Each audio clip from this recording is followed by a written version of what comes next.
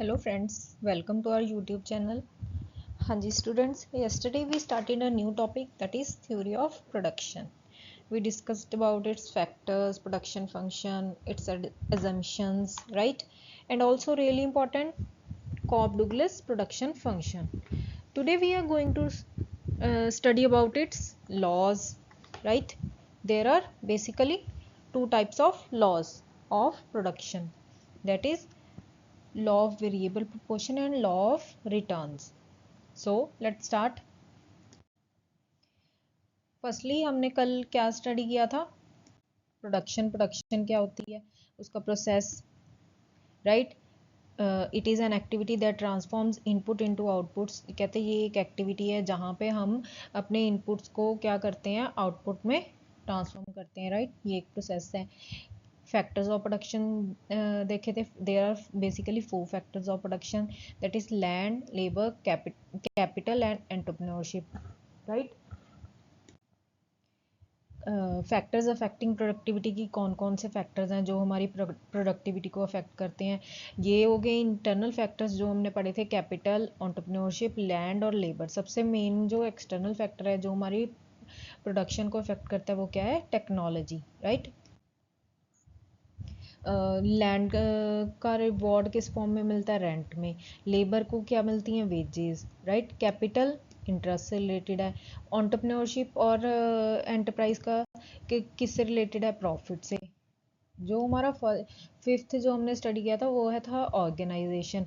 Organisation में जो आ जाते हैं हमारे स्किल्ड मैन पावर आ जाती है कि जहाँ पे हम लोग प्रोफेशनल्स को हायर करते हैं, राइट? उनको क्या हम पे करते हैं? सैलरी. उनको क्या पे करते हैं? सैलरी. देन आ जाता है हमारा प्रोडक्शन फंक्शन. ये थे डिफरेंट ऑथर्स की, उनके अकॉर्डिंग प्रोडक्शन फंक्शन क्या है, राइट? प्रोडक्शन फंक्शन बेसिकली क्या है? It is the maximum quantity of output by labour, capital, land, raw material and efficiency parameter, right? Technical efficiency क्या थी कि जहाँ पे हम when using one or more input with either the same amount और more of the other input must increase output. कि जहाँ पे क्या था टेक्नोलॉजिकल एफिशिएंसी, वो थी कि जहाँ पे हम क्या करेंगे, किसी इनपुट को चेंज कर सकते हैं या फिर उसी सेम अमाउंट की इनपुट्स को यूज़ करके बट अपनी एफिशिएंसी को बढ़ा के कि अपनी प्रोडक्शन को कैसे हम लोग मैक्सिमाइज कर सकते हैं, राइट? देन आ जाता है यूजेज ऑफ प्रोडक्शन फंक्शन की ये कहाँ कहाँ पे यूजेज होता है कि कैसे हम यहाँ इससे मैक्सिमम आउटपुट अचीव कर सकते हैं प्रोड्यूसर्स के लिए, ये कैसे है लॉन्ग रन डिसीजन हम इससे कैसे ले सकते हैं, वेरिएबल कॉस्ट को कैसे स्टडी कर सकते हैं, राइट? ये थे इसके प्रोडक्शन फंक्शन के यूजेज. आफ्टर दैट हमने इसके फीचर्स स्टडी कर रहे थे, sustainability, complementary and specificity. Then आ जाता है उसके types production function. There are basically two types of production function, short run production, long run production. short run में क्या हो जाता है? आ जाता है return to a factor और law of variable proportion. Law of variable proportion का मतलब है कि जहाँ पे जो हमारा एक इनपुट क्या होएगा? वेरिएबल रहेगा, बाकी जो हमारे अदर इनपुट्स क्या होंगे वो क्या होंगे? Constant, right? Whether in long run में क्या होएगा? हमारे जो सारे फैक्टर्स होंगे वो क्या होंगे? Variable, right? देन आ जाता है short run production function and long run production function. वही शॉर्ट रन में क्या होएगा? हमारे जो सारे फैक्टर्स होंगे फिक्स्ड होंगे रेदर देन वन. एक फैक्टर को छोड़ के हमारे जो सारे फैक्टर्स क्या होंगे? कांस्टेंट होंगे. On the other hand long run की बात करें तो सारे फैक्टर्स क्या होंगे? वेरिएबल होंगे, राइट? ये थे प्रोडक्शन कि ये थे हमने इनपुट्स लगाए जहाँ पे प्रोडक्शन करी. ये हो गया प्रोडक्शन प्रोसेस. प्रोडक्शन प्रोसेस के थ्रू हमने क्या किया? ये हमारे output like cars, houses, food, computers, right? Then ये आ जाती है उसकी एजम्पशंस क्या थी कि ये एक पर्टिकुलर पीरियड ऑफ टाइम के लिए रिलेट करता है, यहाँ पे टेक्नोलॉजी चेंज नहीं होएगी, हम लोग बेस्ट टेक्निक्स जो है प्रोड्यूसर वही यूज़ करेगा. जो फैक्टर्स ऑफ प्रोडक्शन होंगे वो क्या होंगे? डिविजिबल होंगे, जिनको कि हम डिवाइड कर सकते हैं ईजिली अपने according to our period of time. Then आ जाता है Cobb Douglas production function. Cobb Douglas production function किसने दिया था? Charles W Cobb and Paul H Douglas ने 1928 में दिया था. उन्होंने कितने फैक्टर्स कंसीडर किए थे? ओनली 2 फैक्टर्स कंसीडर किए थे, that is labour and other one is capital. उनके अकॉर्डिंग जो ये होमोजीनियस डिग्री थी किसकी थी? Alpha plus beta is equals to 1, ये थे उनकी constant returns to scale, right. ये वही चीज आ गई, ये उनका फंक्शन था। देन हमने उसकी क्या करी थी? प्रॉपर्टीज स्टडी करी थी। प्रॉपर्टीज क्या क्या थी? Constant returns to scale. Constant returns to scale का मतलब है कि जितने हम अपने इनपुट्स में चेंजेस लेके आएंगे सेम अमाउंट ऑफ चेंज क्या होएगा? हमारे आउटपुट में होएगा, राइट। कि कॉन्स्टेंटली जितना हम अपने इनपुट चेंज करेंगे उतना ही हमारी आउटपुट क्या होएगी? चेंज करेगी। देन आ जाता है average product and marginal product. फिर आ जाता है marginal rate of substitution between capital and labour. Then आ जाता है हमारा फैक्टर इंटेंसिटी। ये मैंने अपनी कल की वीडियो में आपसे ब्रीफली डिस्कस किया हुआ है, तो ये जो अगर आप लोगों ने इसका मतलब वगैरह कुछ समझना है, मैं आपको डिस्क्रिप्शन में लिंक दे दूंगी अपनी कल की वीडियो का, तो आप लोग ये वाली वीडियो ज़रूर देखना। आज की वीडियो से पहले जो मेरी पुरानी कल की वीडियो है जो जहाँ पे हमने ये टॉपिक स्टार्ट किया था, डिटेल में पूरा स्टडी किया हुआ है, तो वो आप लोग ज़रूर देखना। मैं अपनी कल की वीडियो का लिंक अपने डिस्क्रिप्शन में दे दूंगी, राइट। देन उसके बाद हमने इसकी इंपॉर्टेंस को स्टडी किया था कि कॉब डुगलस प्रोडक्शन फंक्शन की क्या क्या इंपॉर्टेंस है, राइट। आफ्टर दैट हमने इसके कंक्लूजन भी पढ़े थे और क्रिटिसिज्म भी पढ़े थे। Now this is our today's topic, various concepts of production. There are basically 3 concepts of production, the total product, average product and marginal product. यही हमने जो पीछे हम लोग जो हमने पहले टॉपिक स्टडी किया था वहाँ पे भी हमने ये सेम यही चीज़ पढ़ी थी यूटिलिटी में, total utility, marginal utility and average utility, right. वैसे ही सेम यहाँ पे आ जाता है total product, average product and marginal product. Total product क्या होता है?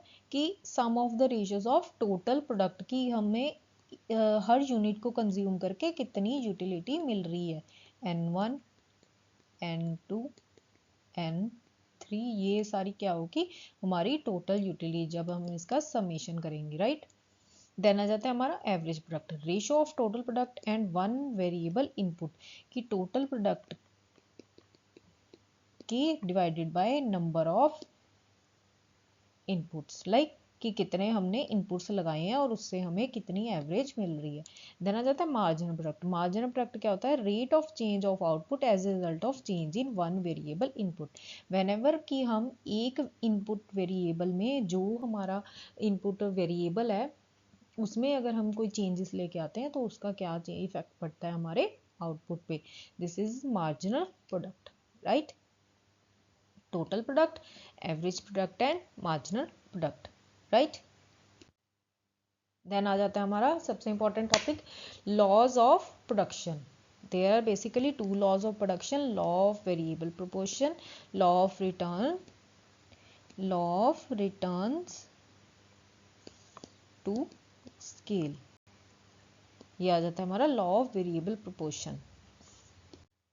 Law of variable proportion, law of variable proportion also known as law of diminishing returns. हम इसको डिमिनिशिंग रिटर्न्स क्यों बोलते हैं? बिकॉज अगर हम लोग ओनली वन फैक्टर को चेंज करेंगे, अगर वन इनपुट को ही हम लोग चेंज करेंगे, फॉर एग्जांपल हमारे यहाँ पे जो लैंड है वो क्या होएगा? फिक्स्ड फैक्टर है। लैंड क्या है? हमारा फिक्स्ड फैक्टर ऑफ प्रोडक्शन है जिसको कि हम लोग चेंज नहीं कर सकते, राइट।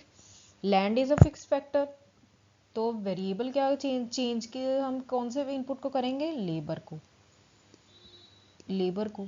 तो फिर जैसे जैसे लेबर को हम लोग यूज़ करते रहेंगे उनकी क्या जो एफिशिएंसी होगी वो क्या होती रहेगी? कम होती रहेगी। सो क्या होएगा हमारा? इसीलिए इस लॉ को क्या बोलते हैं हम लोग? Law of diminishing returns is a fundamental principle in economics that describes, कहते हैं एक फंडामेंटल प्रिंसिपल है इकोनॉमिक्स का, क्या डिस्क्राइब करता है? How the output of a production process changes, कहते हैं कैसे हमारा जो आउटपुट है किसी प्रोडक्शन प्रोसेस का चेंज करता है as the quantity of one input varies while other inputs are kept constant, कि जहाँ पे हम क्या करेंगे अपनी एक इनपुट को वेरी करेंगे, बाकी जो हमारे इनपुट्स होंगे वो क्या रहेंगे? Constant.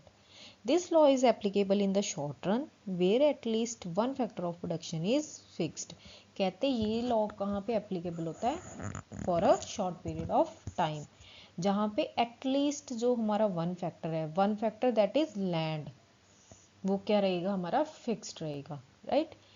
This is known as law of variable proportion, returns to a factor, और law of variable proportion. Returns to a factor refers to the rise in the total product that results from increasing just one factor. कहते returns to A factor का मतलब है कि जो हमारे total product में change आ रहा है, राइज हो रहा है, बढ़ रहा है, कम हो रहा है, दैट रिजल्ट्स किसके वजह से, कि जहाँ पे हम लोग सिर्फ वन फैक्टर को इंक्रीज कर रहे हैं, while other factors holding as constant, कि जहाँ पे जो हमारे दूसरे फैक्टर्स हैं वो क्या है, कांस्टेंट है, that can't be changed. The production of a firm displays the law of variable proportion in the short term when one input is variable and the other inputs are fixed. कहते जो production है, law of variable proportion कब applicable है, in the short run, right, जहाँ पे one factor क्या है, variable होता है, एंड जो अदर फैक्टर्स क्या होते हैं, फिक्स्ड होते हैं, right. Then statement of the law of variable proportion, कहते हैं लॉ ऑफ वेरिएबल प्रोपोर्शन क्या शो करता है, it states that as we increase the quantity of only one input while keeping other factors in fixed, the total product increases initially at an increasing rate। कहते अगर हम लोग एक input को ही increase करते हैं जबकि बाकी इनपुट्स को क्या रखते हैं, हम लोग फिक्स्ड रखते हैं, तो हमारा जो टोटल प्रोडक्ट है, टोटल प्रोडक्ट हो गया, आउटपुट हो गया, राइट, टोटल प्रोडक्ट, और you can say that output increases initially वो क्या करेगा, इंक्रीज करेगा at an increasing rate, then at a decreasing rate, and finally at a negative rate. कि क्या होएगा कि हमारे जो टोटल प्रोडक्ट और टोटल आउटपुट में चेंजेस आएंगे वो कैसे आएंगे, सबसे पहले वो क्या करेगा, initially increases at the increasing rate. Increasing rate का मतलब है कि वो उस टाइम पे चेंजेस क्या होंगे, वो पॉजिटिव रेट में बढ़ेगा, पॉजिटिवली बढ़ेगा, और उसमें बहुत ज़्यादा चेंजेस आएंगे, और वो मतलब हमारी जो आउटपुट है वो बहुत ज़्यादा होएगी। Then at a decreasing rate, फिर धीरे धीरे वो क्या होती रहेगी, हमारी जो प्रोडक्टिविटी है वो क्या करती रहेगी, डाउन जाती रहेगी, and finally at a negative rate, and and में क्या हो जाएगा, जो हमारे रिटर्न्स हैं वो क्या होने लग जाएंगे, नेगेटिव होने लग जाएंगे, right. This is law of variable proportion. As per the law of variable proportion, the changes in total product and marginal product can be categorised into 3 phases। कहते हैं इनको हम 3 phases में कैटेगराइज कर सकते हैं। Phase 1, TP rises eight an increasing rate and MP increases, जहाँ पे हमारा जो टोटल प्रोडक्ट है वो क्या होएगा, राइज करेगा इंक्रीजिंग रेट पे, और जो हमारा मार्जिन प्रोडक्ट है वो भी इंक्रीज करेगा। Now in second phase, total product rises at a decreasing rate, marginal product decreases and is positive। Now अब सेकेंड फेज में क्या हो जाएगा, जो हमारा टोटल प्रोडक्ट है वो राइज तो करेगा बट डिक्रीजिंग रेट पे, कि उसकी जो स्पीड थी वो क्या हो जाएगी, अब कम हो जाएगी, एफिशिएंसी क्या हो जाएगी, हमारी कम हो जाएगी, एंड जो मार्जिनल प्रोडक्ट होएगा वो भी डिक्रीज कर जाएगा बट पॉजिटिव, वो पॉजिटिव रहेगा। देन आ जाता है हमारा third phase TP falls, total product क्या हो जाएगा, हमारा डाउन चले जाएगा, एंड जो मार्जिनल प्रोडक्ट है वो क्या हो जाएगा, हमारा नेगेटिव, राइट। फेज 1 टीपी क्या होएगा, टोटल प्रोडक्ट क्या करेगा, इंक्रीज करेगा at a increasing rate, and marginal product also increases. This is phase 1। Then आ जाता है हमारा फेज टू में क्या हो जाएगा, टीपी इंक्रीज करेगा बट डिक्रीजिंग रेट पे, कि उसकी एफिशिएंसी जो है कम हो जाएगी, एंड एमपी क्या हो जाएगा, डिक्रीजेज बट पॉजिटिव, डिक्रीज करेगा बट पॉजिटिव। देन आ जाता है हमारा थर्ड फेज में क्या हो जाएगा, टीपी फॉल्स एंड एमपी क्या हो जाएगा, हमारा नेगेटिव हो जाएगा, right. These are the 3 phases of law of variable proportion. Assumptions of the law of variable proportion. It operates in the short run because the factors are categorized as variable and fixed।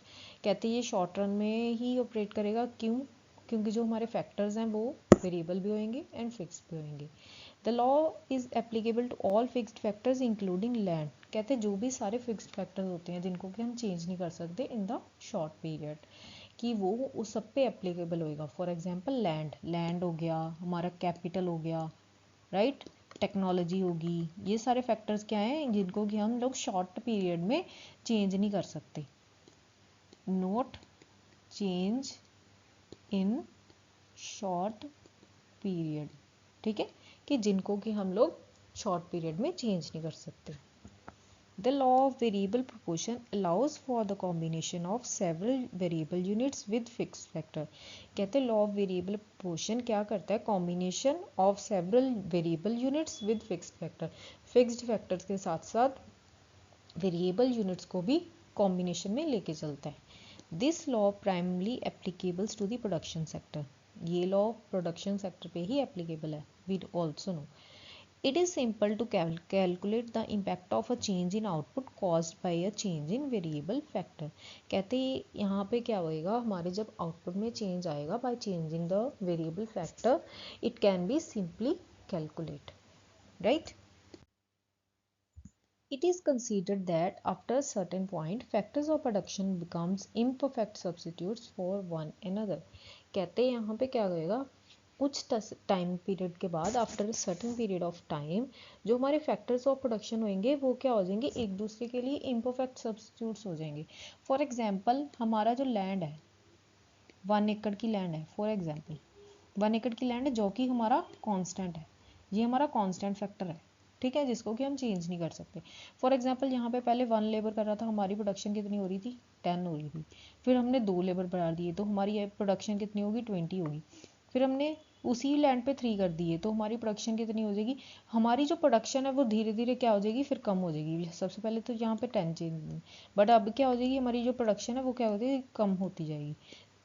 Because क्या होएगा कि ये एक ही उस पर करेंगे, फिर यहाँ पे कन्फ्लिक्ट्स अराइजेज हो जाते हैं, कन्फ्लिक्ट्स आ जाते हैं, एक दूसरे को कहते हैं सब्स्टिट्यूट नहीं कर पाएंगे।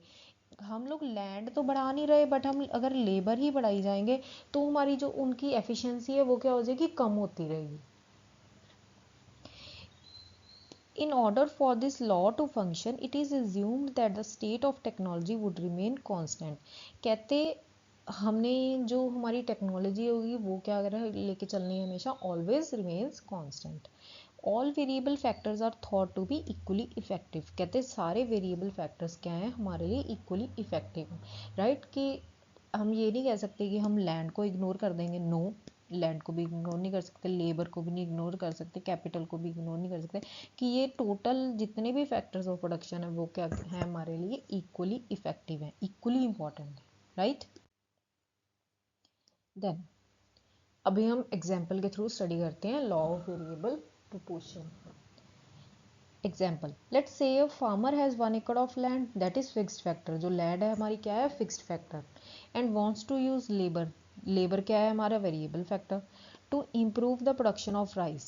The output increased initially at an increasing rate, then at a decreasing rate, and finally at a negative rate as he employed more and more units of labor।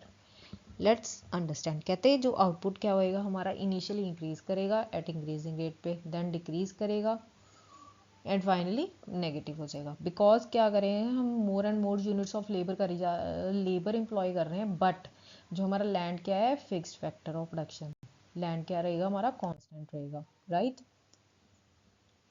ये थे हमारी units of fixed factor that is land. अभी ये हो गए हमारी labour, units of variable factor, ये क्या है हमारी labour, this is total product, this is marginal product. Firstly 1 unit of labour 1 labour, total product 4, right. 1 unit of labour 1 unit of land 2 units of labour, दोनों कितनी production कर रहे हैं हमारी 12। हमारी देखो प्रोडक्शन चेंज होगी, कितनी चेंज हुई 8 यूनिट से, राइट। उसके बाद सेम लैंड तो कांस्टेंट ही रहेगी, अब हमने लेबर कितनी बढ़ा दी, अब नाउ 3 कर दी, तो उससे क्या हो गया हमारी जो टोटल प्रोडक्ट है फिर से इंक्रीज हो गया, कितना चेंज आया उसमें 4 यूनिट्स का, यहाँ पे भी 4 यहाँ पे भी 4। अभी जैसे ही हमने लेबर इंक्रीज करेंगे फिर क्या हो जाएगा हमारी जो टोटल प्रोडक्ट है वो इंक्रीज कर रहा है, बट अब क्या हो जाएगा हमारा डिक्रीजिंग रेट पे करेगा, डिक्रीज होना स्टार्ट हो गया, राइट। जो हमारा टोटल प्रोडक्ट है वो इंक्रीज कर रहा है बट किस रेट पे, डिक्रीजिंग रेट पे, राइट। और जो हमारा मार्जिनल प्रोडक्ट है वो क्या हो गया डिमिनिश, कम होना स्टार्ट हो गया, right. As we employed 5th unit of labour, तो हमारा टोटल प्रोडक्ट क्या हो रहा है, इंक्रीज कर रहा है, बट जो हमारा मार्जिनल प्रोडक्ट पे क्या हो रहा है, डिक्रीज कर रहा है, राइट। नेगेटिव नहीं आ रहा, मतलब मैं दिखा रही हूँ, मैं शो कर रही हूँ कि नेगेटिव में जा रहा है। 8 - 2 = 6, 6 यूनिट्स कम हो रहा है। Then as we employ 6th unit of labour, तो उससे क्या हो जाएगा, हमारा जो टोटल प्रोडक्ट है वो क्या हो जाएगा, कांस्टेंट हो जाएगा, एंड मार्जिनल प्रोडक्ट क्या हो जाएगा हमारा, 0, राइट। देन अगर हमने अभी एक और यूनिट लेबर का इंक्रीज कर लिया, तो उससे क्या होएगा, हमारा जो टोटल प्रोडक्ट है वो क्या हो जाएगा, डिक्रीज कर जाएगा, और जो हमारा मार्जिन प्रोडक्ट है वो क्या हो जाएगा, नेगेटिव, मार्जिन प्रोडक्ट हमारा नेगेटिव हो जाएगा, राइट। जैसे जैसे हमने और यूनिट्स बढ़ा लिए तो हमारा मार्जिन प्रोडक्ट क्या हो गया, नेगेटिव हो गया, और हमारा जो टोटल प्रोडक्ट है वो क्या हो गया, डिक्रीज हो गया, राइट। ये मैं रेस कर देती हूँ, ये हम टेबल के थ्रू, डायग्राम के थ्रू समझते हैं, राइट। ये देखो, ये है टोटल प्रोडक्ट, ये हमारा है मार्जिनल प्रोडक्ट, जहाँ पे मार्जिनल प्रोडक्ट और एवरेज, मार्जिनल प्रोडक्ट ही है, सॉरी एवरेज प्रोडक्ट नहीं है।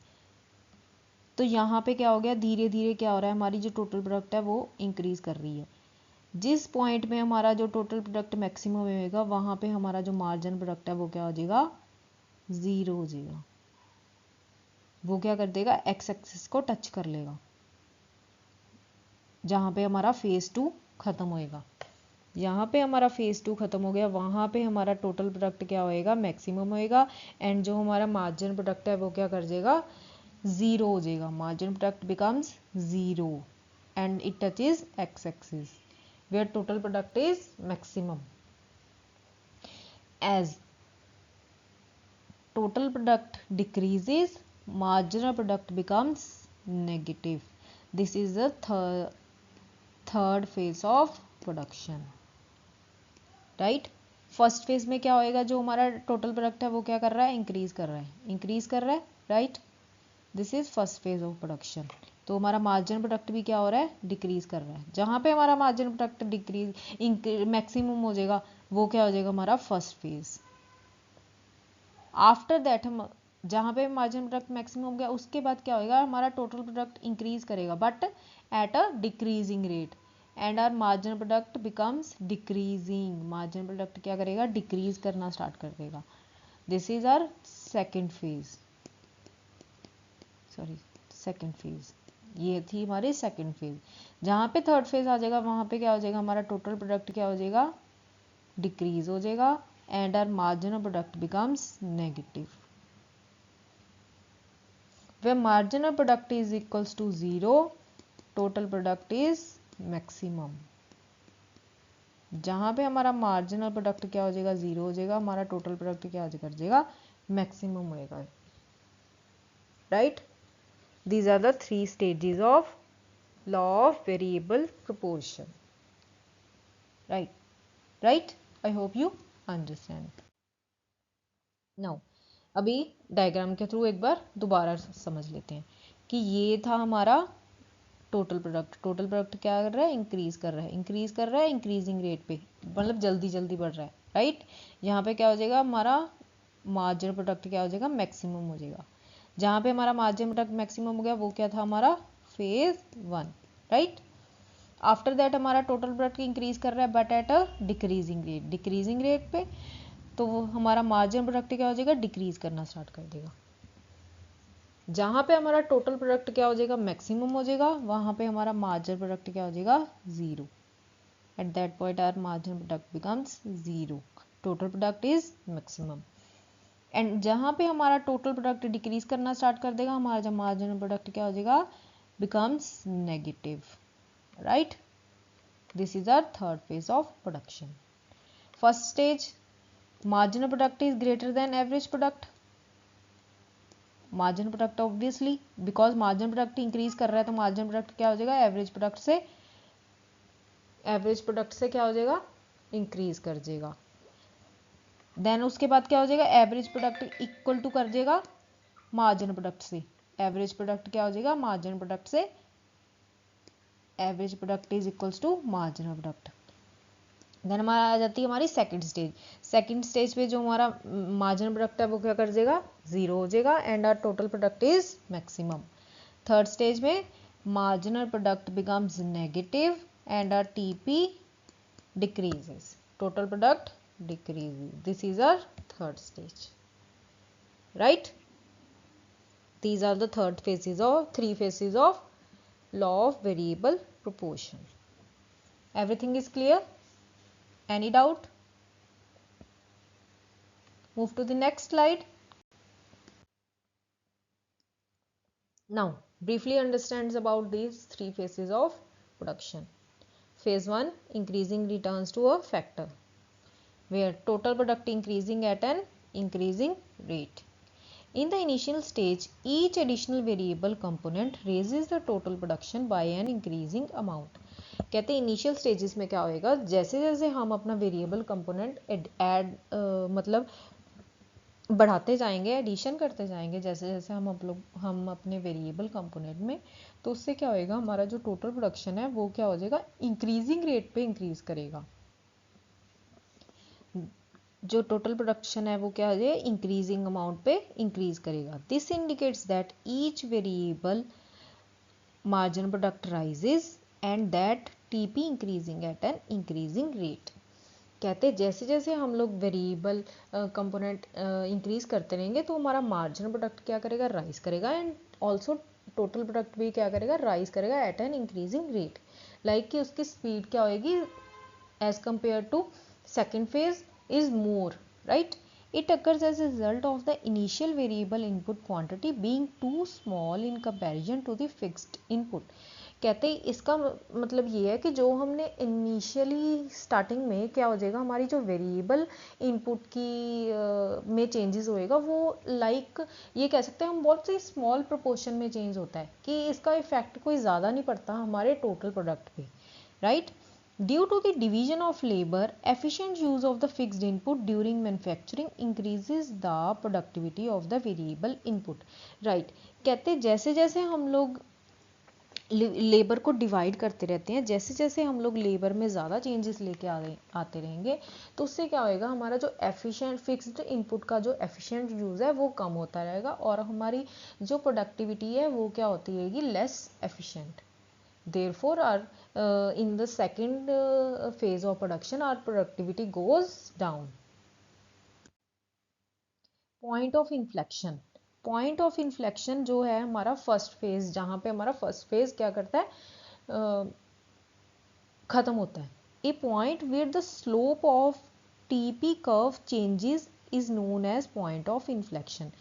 जहाँ पे हमारा जो टोटल कर्व है वो क्या करता है, चेंज करता है, राइट? हमारी टोटल कर्व ऐसे इंक्रीज करती है, जहाँ पे हमारे टोटल कर्व क्या करता है, चेंज करता है, यहाँ उस पॉइंट को क्या बोलते हैं, point of inflection. Till the point of inflection, कहते हैं पॉइंट ऑफ इन्फ्लेक्शन तक TP increases at an increasing rate and from this point downwards it increases at a diminishing rate. कहते हैं यहाँ पे क्या आएगा, हमारी टीपी जो टोटल प्रोडक्ट है वो क्या करेगा, फास्टली इंक्रीजिंग रेट पे इंक्रीज करेगा, बट आफ्टर दिस पॉइंट जो हमारा टोटल प्रोडक्ट है वो क्या करेगा, डिमिनिश रेट पे इंक्रीज करेगा, increases at a diminishing rate, right? This is point of inflection. Now phase second, decreasing returns to a factor, total product increases at a decreasing rate. Every extra variable in the second phase increases the output by a less and smaller amount. कहते क्या होएगा, जैसे जैसे हमारा second phase में क्या होता है, हमारा जैसे ही हम लोग एक एक्स्ट्रा वेरिएबल यूनिट को ऐड ऑन करते हैं, जैसे ही हम लोग अपना वेरिएबल यूनिट क्या करते हैं, इंक्रीज करते हैं, तो क्या होएगा, उससे हमारा आउटपुट भी इंक्रीज करेगा but by a less and smaller amount. This indicates that when the variable factor increases, कहते ये क्या इंडिकेट करता है कि जैसे ही हम लोग अपना वेरिएबल फैक्टर इंक्रीज करेंगे, marginal product decreases and total product rises eight a decreasing rate, कि जो हमारा मार्जिनल प्रोडक्ट है वो क्या कर जाएगा, डिक्रीज कर जाएगा एंड जो हमारा टोटल प्रोडक्ट है वो राइज करेगा at a decreasing rate. This stage is known as the diminishing returns to a factor.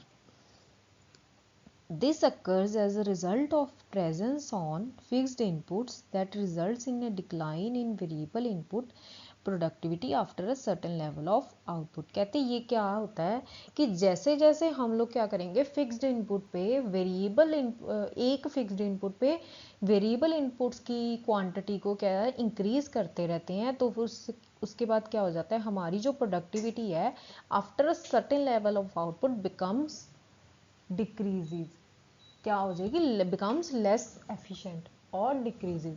कि हम कहेंगे कि एक ही अगर फिक्स्ड इनपुट पे हम लोग अपना वेरिएबल फैक्टर को इंक्रीज करते रहेंगे तो उससे क्या हो जाएगी जो हमारे फिक्स्ड इनपुट की प्रोडक्टिविटी है वो क्या होती रहेगी becomes less and less efficient. When marginal product is zero, marginal product कहते हैं जहाँ पे ज़ीरो हो जाएगा, TP is at its maximum and the second phase comes to an end. जहाँ पे हमारा मार्जिनल प्रोडक्ट क्या हो जाएगा ज़ीरो हो जाएगा एंड जो टोटल प्रोडक्ट क्या होएगा हमारा मैक्सिमम होएगा वो क्या हो जाएगा हमारा second phase, end of second phase, right. The second phase is highly important because a rational producer will always try to produce during this time because MP and TP are both positive for each variable factor। कहते ये वाला जो second phase होता है ये highly important है because कोई भी जो रैशनल प्रोड्यूसर होएगा वो इस टाइम पे ज़्यादा से ज़्यादा प्रोड्यूस करने की कोशिश करेगा। क्यों करेगा? बिकॉज इस टाइम पे जो मार्जिन प्रोडक्ट और टोटल प्रोडक्ट हैं बोथ क्या हैं पॉजिटिव हैं, राइट। बिकॉज थर्ड फेज में तो हमने स्टडी किया था ना कि थर्ड फेज में क्या हो जाएगा हमारा जो टोटल प्रोडक्ट है वो क्या होने डिक्रीज करेगा एंड जो हमारा मार्जिनल प्रोडक्ट है वो क्या हो जाएगा बिकम्स नेगेटिव। कि उसके बाद तो प्रोड्यूसर अगर प्रोड्यूस कर भी रहा है तो भी उसको कुछ खास फायदा नहीं होएगा, राइट। तो भी उसकी जो बिकॉज यहाँ पे जो है वो फुल जो मैक्सिमम आउटपुट है वो सेकंड फेज में अचीव कर सकता है।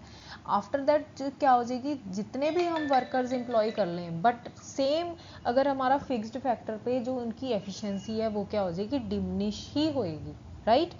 तो जो भी रैशनल प्रोड्यूसर होएगा वो इस टाइम पे ज़्यादा से ज़्यादा प्रोड्यूस करने की कोशिश करेगा, right. He wants to achieve maximum production during second phase, right। Now as at the phase third, negative returns to a factor where TP falls and marginal product becomes negative। The third phase shows a decline in total product due to the use of more variable factor. कहते हैं third phase क्या करता है total product में decline show करता है। क्यों करता है? बिकॉज हम लोग जो वेरिएबल फैक्टर्स हैं उनकी यूसेज बहुत ज़्यादा मतलब उनको क्या कर रहे हैं इंक्रीज बहुत ज़्यादा क्वांटिटी में कर देते हैं। Margin product has become negative now, बिल्कुल। As a result this stage is refer to as negative returns to a factor.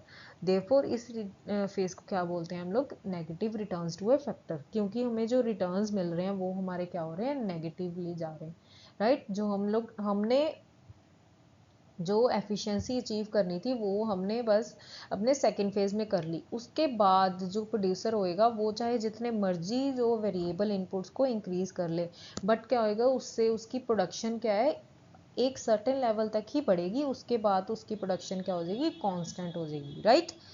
It occurs when the amount of variable input exceeds the fixed input by a great difference।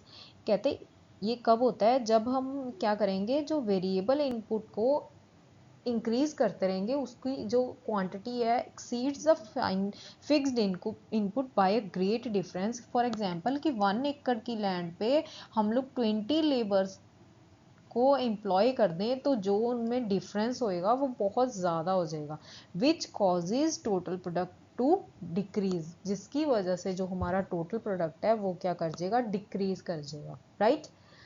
The third phase in the above graph begins after point S on the MP curve and M on the TP curve।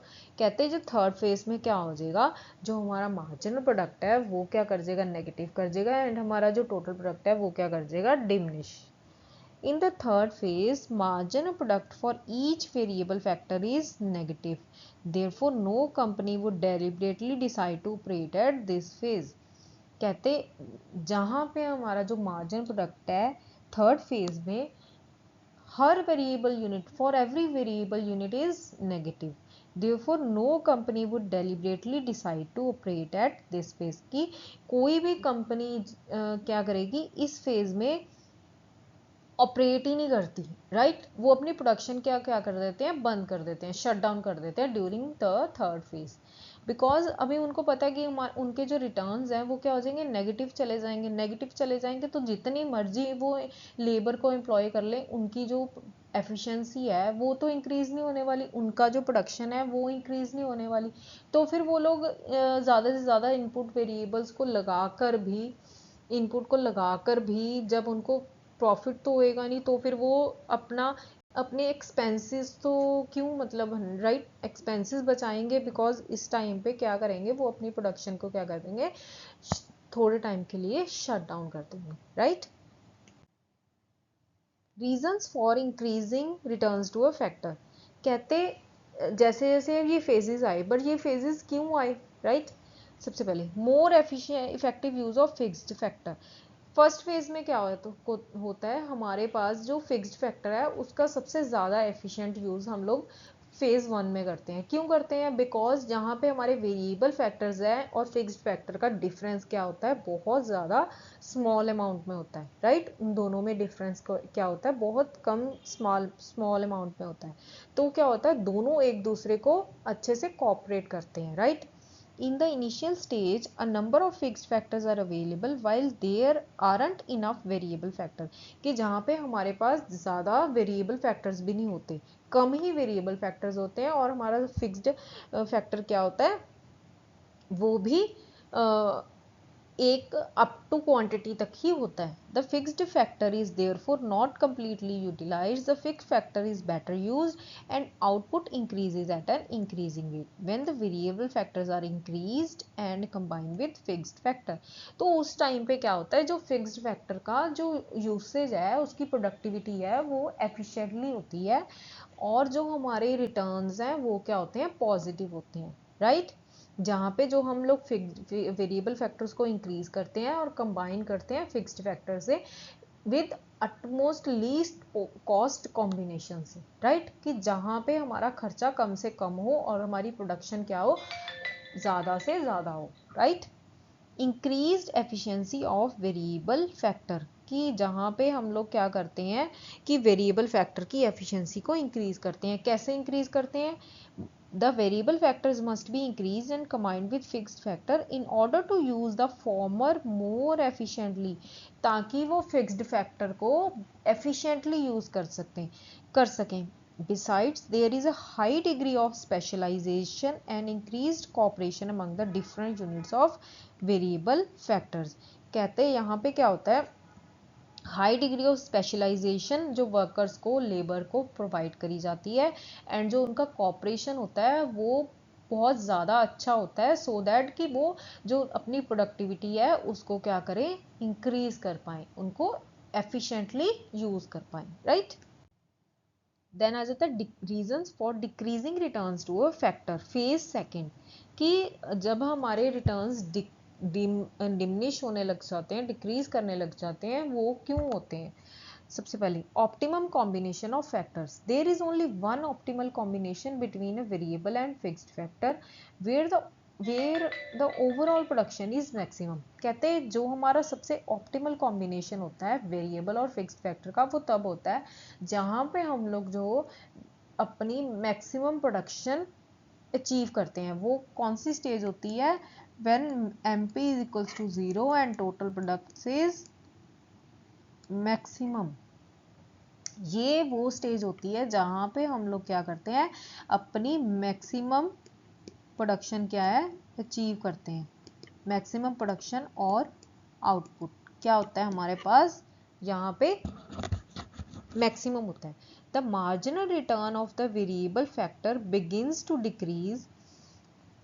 इस variable factor के बाद जो हमारा marginal factor होएगा, marginal return होएगा, जो हमारा marginal product होएगा, वेरिएबल फैक्टर का डिक्रीज करेगा after the fixed factor has been utilised to its fullest potential, कि एक जहाँ पे हमारी मैक्सिमम आउटपुट अचीव हो गया उसके बाद क्या होएगा, जितने भी हम लोग वेरिएबल फैक्टर्स को इंक्रीज कर लें बट हमारे पास हमारी जो रिटर्न्स होंगे वो डिमिनिश करेंगे। क्यों डिमिनिश करेंगे? क्योंकि हमने उनको उनकी फुल पोटेंशियल तक यूज कर लिया है, उनके फुल पोटेंशियल तक उनको यूटिलाइज कर लिया है। For instance, if a machine is being used to its full potential with 4 workers, adding a fifth worker will only slightly improve the total product and MP will begin to decline. कि for example कहते हैं एक machine को 4 workers efficiently चला सकते हैं, अगर हम लोग एक फिफ्थ वर्कर को ऐड भी कर देते हैं तो उससे क्या होएगा, हमारा जो टोटल प्रोडक्ट है वो एक उसमें हम लोग अप टू एक सफिशिएंट अमाउंट तक बोल सकते हैं कि वो इंक्रीज करेगा, बट जो उनका मार्जिनल प्रोडक्ट है, जो एडिशनल हमारे पास रिटर्न आएगा वो क्या करेगी, वो हमेशा डिक्लाइन ही करेगी, right.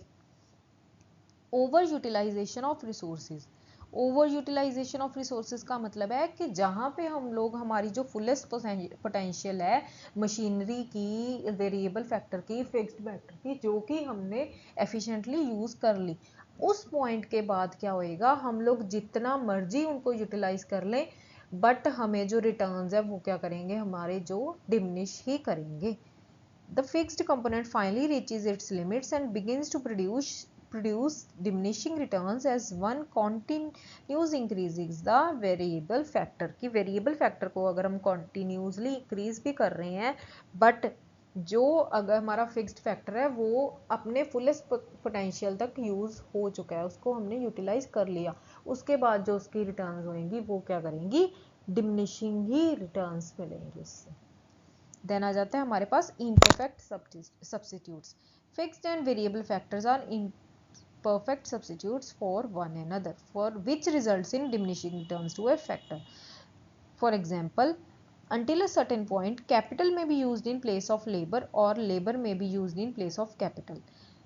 Beyond a certain point, they start to lag behind each other and produce declining returns. For example, कहते एक सर्टेन पॉइंट तक कैपिटल को हम लेबर की जगह यूज कर सकते हैं और लेबर को हम लोग कैपिटल की जगह यूज कर सकते हैं। फॉर एग्जांपल कैसे, कहते जहां पे हमें लेबर चाहिए तो हम लोग क्या कर सकते हैं, कैपिटल लगा के वहां से लेबर की जगह हम लोग रेडीमेड प्रोडक्ट्स लेके आ सकते हैं, राइट। और जहाँ पे लेबर चाहिए, जहाँ पे कैपिटल चाहिए वहाँ पे हम लेबर लगा सकते हैं, कि जहाँ पे हमें चाहिए कि रेडीमेड गारमेंट्स हमें चाहिए, रेडीमेड प्रोडक्ट्स चाहिए, वहाँ पे हम क्या करेंगे, लेबर को एम्प्लॉय कर देंगे, तो लेबर क्या करेगी, प्रोडक्शन कर देगी, राइट। बट एक सर्टेन पॉइंट के बाद जैसे जैसे हम लोग अगर इन दोनों को एक दूसरे के सब्सिट्यूटली यूज भी कर लें, but after a certain point क्या होएगा, हमारे जो एक्सपेंसेस हैं उनके जो प्रोडक्टिविटी है वो तो डिफरेंटली होएगी ना, राइट। कि तो ज़रूरी नहीं है कि जितने टाइम में लेबर मतलब प्रोड्यूस करेगी उतने टाइम उससे इवन के हम कहें 1/4 टाइम में हमारी जो कैपिटल यूज़ करके हमें रिटर्न्स मिल जाते हैं, राइट। तो क्या हो जाएगा, तो फिर ये एक टाइम के बाद क्या हो जाता है, हमारे जो रिटर्न्स हैं वो क्या करने लग जाते हैं, डिमिनिशिंग करने लग जाते हैं। एक सर्टेन पॉइंट तक एक दूसरे को ये लोग सब्स्टिट्यूट कर सकते हैं, but certain point of time के बाद क्या हो जाता है, एक दूसरे से ये मतलब एक दूसरे से कॉम्पीट करने लग जाते हैं। They start to lag behind each other and produce declining returns, right? Then आ जाता है reasons for negative returns to a factor. Limitation of fixed factor, बिल्कुल जो हमारा फिक्स्ड फैक्टर है वो तो हमारा फिक्स्ड ही रहेगा, कांस्टेंट रहेगा, उसमें तो कोई चेंजेस नहीं है, right. The reason why some production factors have negative returns is that they are fixed in nature and can't be raised in the short run together with an increase in the variable factor, कि जिनको कि हम short period में increase नहीं कर सकते with the variable factor. Lack of coordination. Lack of coordination means when the variable factor dominates the fixed factor, they interfere with one another. It causes a lack of coordination between the fixed and variable factor. वही चीज़ जैसे कि मैंने आपको बताया था कि जैसे जैसे हम लोग एक लैंड पे, सेम अमाउंट ऑफ लैंड पे ज़्यादा से ज़्यादा लेबर्स को एम्प्लॉय करने लग जाते हैं, फॉर एग्जांपल 1 2 3 4 5 6, राइट, कि जितने ज़्यादा लेबर्स होते रहेंगे उतने उनमें कन्फ्लिक्ट्स अराइज होंगे, कन्फ्लिक्ट्स अराइज होंगे तो उससे क्या होएगी, हमारी जो प्रोडक्टिविटी है वो क्या होएगी, डिस्टर्ब होएगी प्रोडक्टिविटी, और ऐसे उनसे उनकी जो लेबर की एफिशिएंसी है वो भी क्या हो जाएगी, कम हो जाएगी, और जो हमारे रिटर्न्स हैं वो क्या हो जाएंगे, नेगेटिव हो जाएंगे, right. As a result, total output falls rather than rises and the marginal product becomes negative, और जो हमारा marginal product है वो क्या हो जाएगा, becomes negative। देन आ जाता है decrease in efficiency of variable factor, कि वेरिएबल फैक्टर की जो एफिशिएंसी है उसमें डिक्रीज कर। The benefits of specialisation and division of labour begin to diminish as variable factors continue to increase.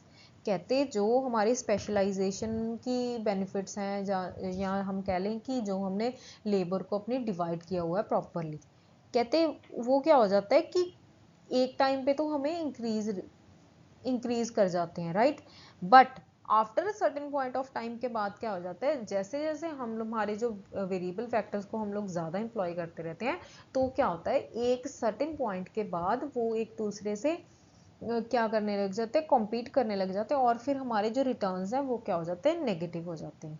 It causes inefficiencies of variable factor which is another element that finally leads to negative returns. कहते हैं इससे क्या हो जाता है, हमारी जो efficiencies and variable factors की वो इंक्रीज हो जाती हैं, ठीक है, और उससे क्या हो जाते हैं, जो हमारे रिटर्न्स है वो नेगेटिव हो जाते हैं, right. I hope you all clear. So this is today's video, I hope you like it.